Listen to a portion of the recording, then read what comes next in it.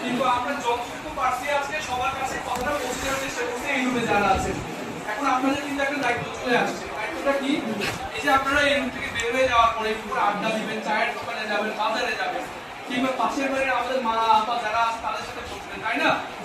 আজকে দিন থেকে শুরু করে পরবর্তী কয়েকদিন পর্যন্ত যত কথা বলবেন, এই সেশনগুলো ছিল কিভাবে পানিটা বিশুদ্ধ করে, কিভাবে ওর ট্যাঙ্ক খেতে হবে, কিভাবে বৃষ্টির পানি খাওয়া যাবে না, কেন আমরা কি করব, একটু অসুস্থ হলে যে আমাদের সাথে সাথে চিকিৎসা কেন্দ্রে চলে যেতে হবে, এই কথাগুলো একটু আমরা ছড়াই দিতে পারবো না?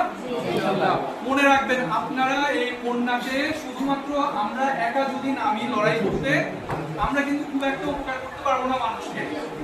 সমাজের সর্বস্তরের মানুষ, মানে এই যে আপনারা এখানে, আমাদের ছোট ভাইরা আছে, বড় ভাইরা আছে, চাচা আছে, বাবার বয়সে সকলেই আছে, আমরা যদি একটু দায়িত্ব নিয়ে এই ইনফরমেশনগুলো সবখানে ছড়াই দিতে পারি, বন্যার পরে সারা